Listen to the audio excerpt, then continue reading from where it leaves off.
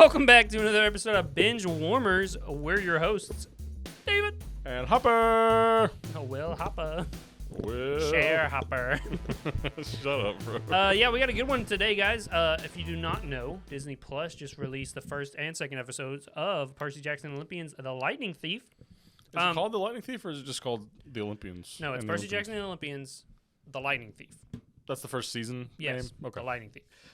This book series is one of my all-time favorites. It's up there with Harry Potter, and it really sucks that it didn't get the love that I think it would have been as big as Harry Potter was if it got the great movies to go alongside it. This show has the unique opportunity to beat Harry Potter because they're making a Harry Potter show at Max, right? Yes.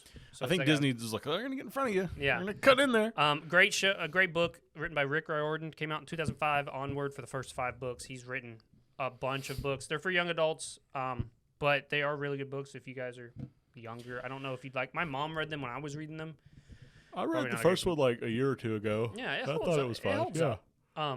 Anyway, great book series. They did a movie. Wasn't so good. We've got a video outlining what went wrong with that. Yeah, so great book series. And now they've made a show for it. So we're going to talk about the first one, and then we'll have an episode coming out next week talking about the second one. Yep. And we're just going to do it until the show's over. Or this season. So stay tuned. We'll have these out every Friday. Spoiler alert, by the way. This just came out, so we'll do spoilers. Don't remember. Remember to like and comment and subscribe. Tell us how you thought about the show. Tell us if you're excited for the rest of the show. Go watch it, you know.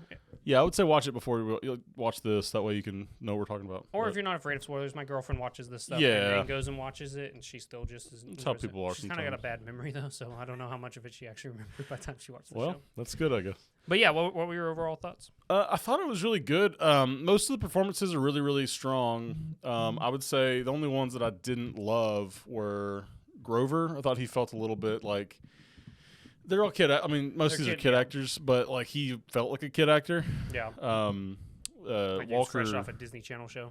Yeah, kinda. Like he walks in like when they're in the cabin. And he's just like, "Oh, Miss Jackson, and this and this." Wait, you didn't tell him? It was just like, "Come on, kid. Yeah, come on, act." He's supposed to be 20-something, right? Yeah, 20. I'm 24, by the way. Yeah, I did like that line. Still no mention of enchiladas, though. Yeah, I think they're just gonna cut it. It's upsetting. It might come back. It might be like one of those things that comes at the end with just a little fan service-y kind of trill, you know. For those of you who haven't watched the other video, Grover is a big fan of enchiladas in the show or in the book. But yeah, I would say eats a lot of stuff weak. anyway. Like that was his big. He was the comedy character because he would just eat tin cans or whatever. Whenever he was nervous or scared or something, he's just eating. Yeah, so that's a fun characteristic that they don't really dive into yet. They haven't, at least. Yes. But I like the effects look really good. Yeah. Like his legs looked really good. They don't show him off too much, which is probably safe on a TV budget. I'm sure this has a huge budget because it's Disney. But yeah. But yeah, all the effects look really good too. The Minotaur was really good. Minotaur looks good. It was dark out, so I think they could take some liberties with it. I was gonna say, like, I didn't like how dark it was, but I think that's just Hollywood in general these days. Everything is too dark. You can get away with it's dramatic. And they'll pitch it the scene as like, this is the dramatic end of Percy's real life and the beginning into his mystical life. Excuse me, Hollywood people. Have none of you seen The Two Towers? It's pitch black out, but you can see everything. Yeah, I don't know what they did in that movie. That should be the gold standard to nighttime fight scenes. Yeah, nighttime scenes in general. I think that's they did a lot of practical stuff in that. There was some CGI as well, but a lot of the orcs and stuff are practical, so they can afford to lighten it up a bit. It was cool though. Like all the action blocking and stuff was really good. I like how he cut off the horn and killed him with that. I think that was in the book. Right? Yeah. Well, in the book, guys, sorry, I am going to say in the book a lot. So in the book, he like jumps on top of him, and then he just started pulling on the horn. He was angry, and he ripped it off, and then he stabbed him with it. He didn't cut it first. So he's big strong. Yeah, because in the book he got the pin, but Mr. Brunner took it back after the whole Miss Dodds thing. Yeah. And then he gave it back to him when he goes on his quest. So, but to speed that up and make it easier, he just had it. Speaking of monsters and effects and stuff, how about the Harpy? Yes, Miss Dodds was really good. In the movie, like they focus a lot on that. Yeah, she had like a bunch of wings and stuff. Yeah, it didn't look good. It was like the first action scene, really. Yeah. I mean, in this, it was like a scary, like, we're going to get, like, it was almost like a foreshadow. Like, but it was that millennial writing because he's like, oh my God, what is that thing? You know what I mean? What the heck is that? Yeah, they fly now? They fly now. That's what it gave off. Love Logan Lerman, but Yeah. The movies were not good. Everyone knows this. Well, but in this, it's just like she shows up and then she walks over in broad daylight and just like surrounds it. Like she jumps on top of him. Yeah. And he didn't even want. It felt like he didn't want to like hurt her or stab her. He was just confused and scared, and his sword came out and got her. Which is it was a cool like quiet menacing. Yeah, know? But it's also very like confusing. Yeah. Because when he gets up, everyone's like, "What happened?" Yeah, and he's like, "I don't." Everyone's like, "You pushed that little girl in the fountain," which. Yeah. Okay, like if you push the little girl in the fountain, why does he get expelled for that? That's what I was saying. It's a little weird that they expelled him for that. Is that in the book too? In the book, no. He it starts off this chain of events where he's confused and he gets angry a lot more, so he gets in fights with people, and by the end of it, they're like, "You're not coming back next year." In this, Grover like expels him because I guess he didn't see the harpy coming, and he thought, "Oh crap, there's going to be a lot more coming if I don't." Because do Mr. Brunner, the guy in the wheelchair, turns out to be Chiron, the centaur. Is that a real character in Greek mythology? I believe so. I was going to look into it, but he was the teacher of almost all the heroes. He did good. Let me look it up while you're talking.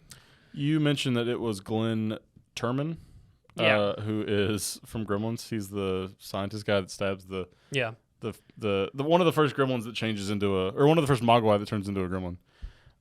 Good to see him back. He does a good job. He's sort of like old wise mentor. In the movie, he's more of like a like a strapping old chap, like a good professor. I liked him, even in his centaur form. Because you have I never checked. Was Pierce Brosnan recasted in the second Percy Jackson movie? I don't think so. I never saw the second one. Oh, okay. Well, I know they added in Dionysus because I had to edit that into the video. Yeah, it was Stanley Tucci. Yeah, I forgot about that. But anyway, in the movie, you see Pierce Brosnan, who I think is the perfect cast. No offense to Glenn. He seems nice too, but just Pierce Brosnan as Chiron just seems like the best casting ever. I like him, but I think he kind of falls in the camp of the problem that the books have, where he just kind of explains. Like that's his job, is just to give you exposition. Exposition. Like Percy, this is this, and this is this, and then here's more of the. He's not really his own character; he's just a delivery mechanism for exposition. So I don't. I mean, it's fine, but like I like the scene where he's just like sitting him down, and he's like, Percy's like, you wouldn't believe me if I told you what was going on. He's like, try me. Like I gave you a sword. I gave you a pen that turned into a sword, so maybe I'll understand. He is the son of Kronos. I forgot about that. Oh, he is? Yeah. Wow. Did Kronos have sex with a horse? He turned into a horse. What? And then impregnated the nymph Philyra. Was that a horse? No, that's a nymph. Like Nymphs are like tree spirits. They're people. Wait, so okay. You see what I mean? Yeah, well, Man, Kronos is one messed up bro. I mean, what is it? Zeus turns into a dove or a swan at one point. Yeah, that's pretty messed up too.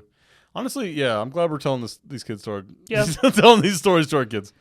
No, this has a really, it's really mature. I mean, it's not like it kind of shows like all these people sort of have absent parents. You know what I mean? Okay, so it is, according to mythology, he was a teacher of many heroes like Achilles, Jason, Metis, Aristeus.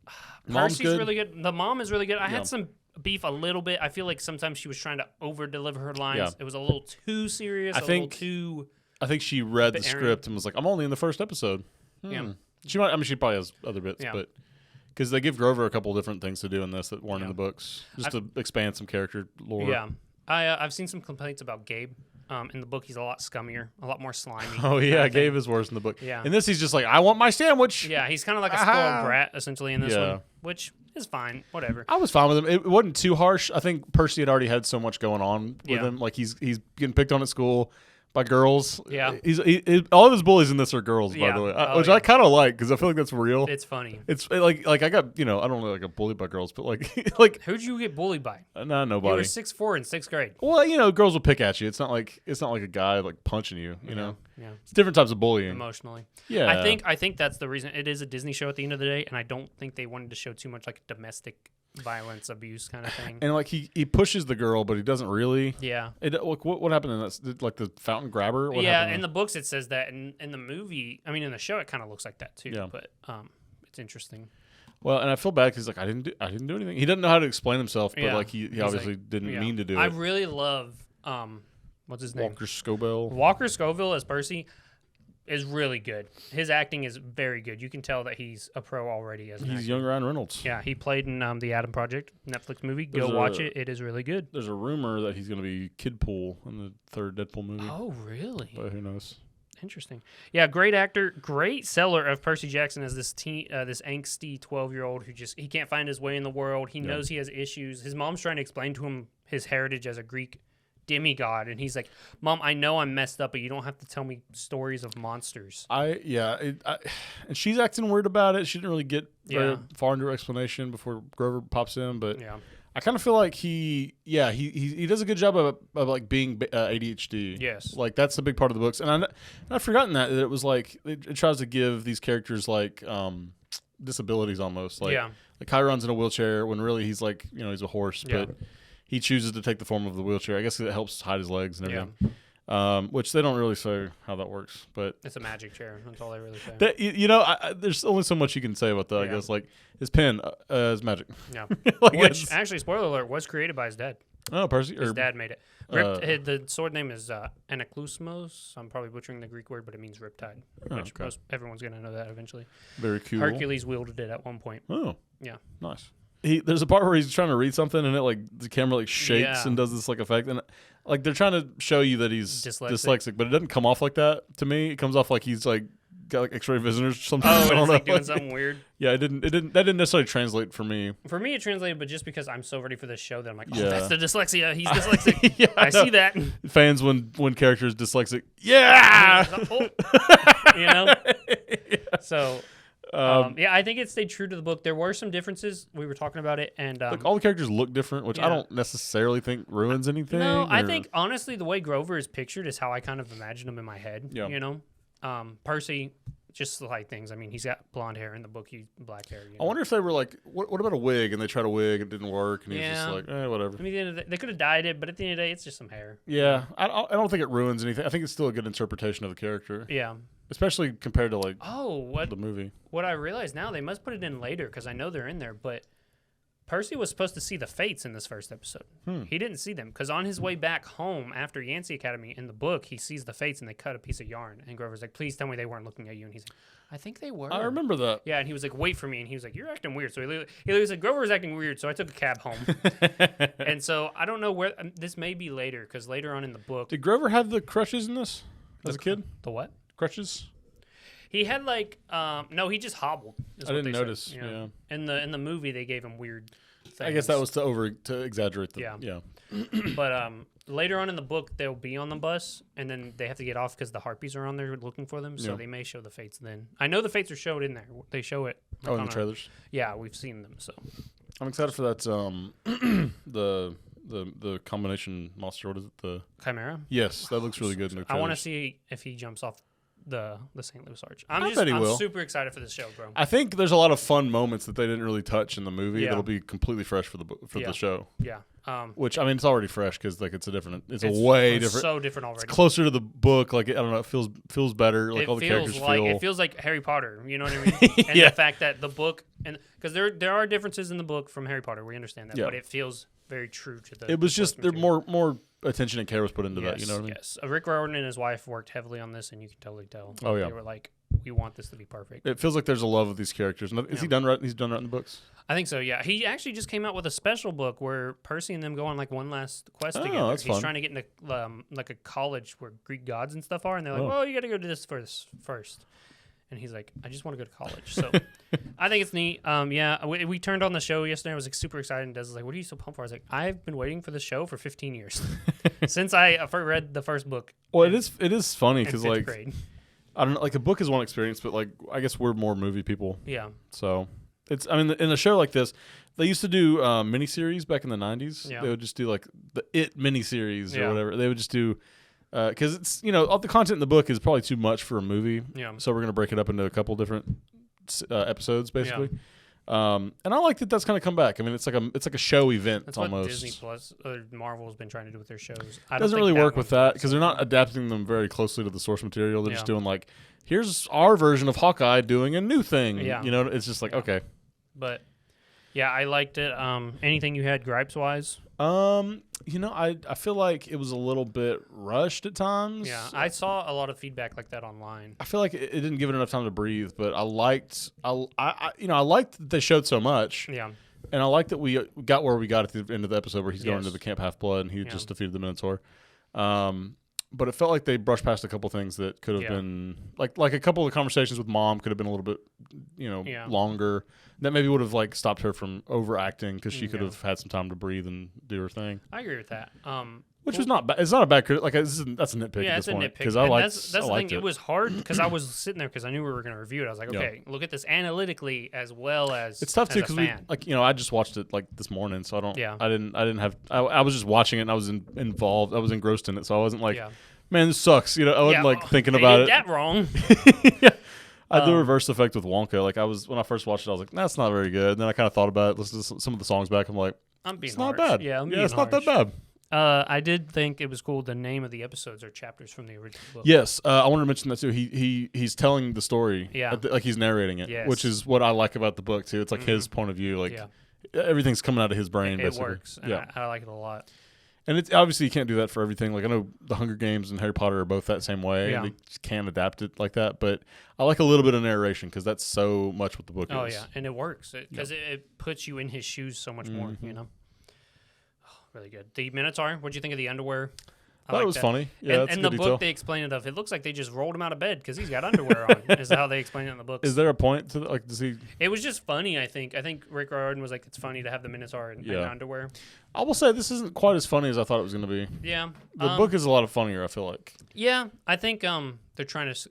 I think you're right. With the first episode, at least, was very. It felt very rushed, and I think it was only like that because they knew they were putting out 2. Yeah. I think in a perfect world, the first 2 episodes is one mega episode, but they're like, maybe we just put it in 2 kind of thing. Well, I mean, I think the pacing kind of gets on track in the second episode. Yeah, the second episode it slows down a little bit more, which we'll talk about, guys. Stay tuned. Next week. Yeah.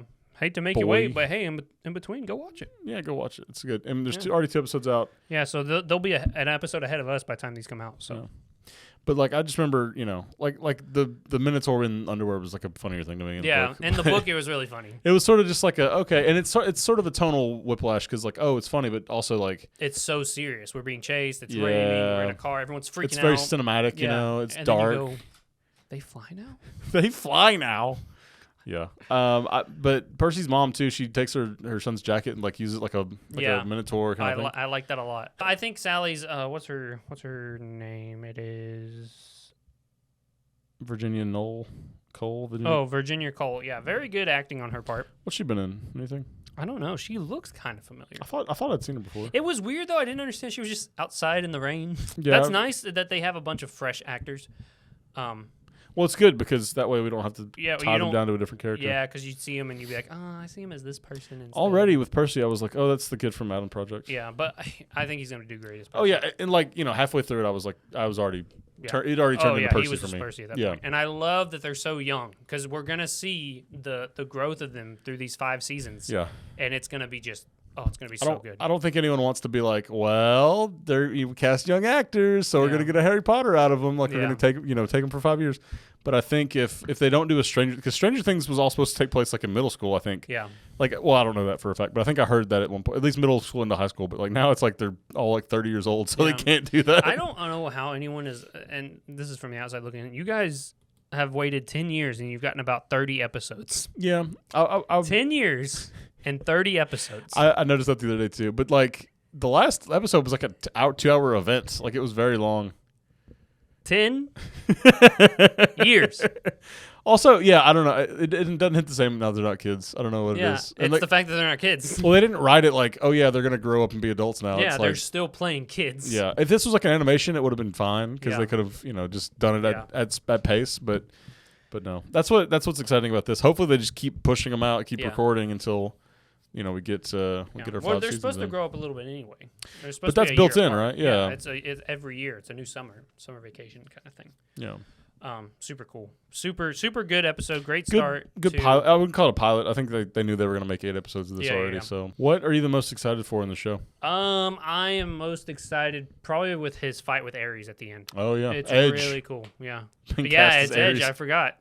Good old Edge coming back from everything from my childhood's coming back. I know. Let's go, baby. Oh man. It's going to mix some, because I'm sure there was probably a time in your life where you were reading Percy Jackson and Raw was on in the background. Bro, I'm telling you, the year I started reading Percy Jackson, Edge literally cheated and took Undertaker's title belt. Oh, the Money in the Bank thing? Yes. Yeah, I remember that. I was so pissed.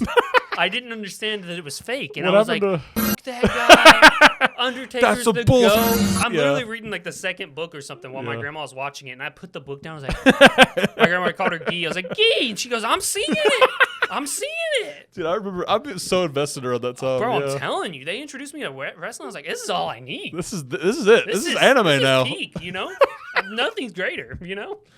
That's pretty. That was good. also the year I got introduced to Yu-Gi-Oh. Oh, okay. A lot of good things. Also, just came back recently. Yeah, resurgent. But yeah, fuck Edge. That guy. Yeah. Screw him. Remember when Randy Orton and Edge were like in a tag team? They were my Yeah. favorites. So like the Bad Boys, Yeah. RKO. Yeah, dude. Man, wrestling. What a time. Yeah, what a time. Not the same. Not the same. Anyway, but yeah, that's the first episode. Let us know what you guys think, for real. It's a great show. It's gonna be audience a little bit more towards kids, but definitely a good show to watch. My girlfriend watches it with me, and I would say it's like a family show. yeah, it's good. It's good, fun for the whole family. Yeah. So stay tuned. We'll have another episode out next week, and let us know what you think. See you.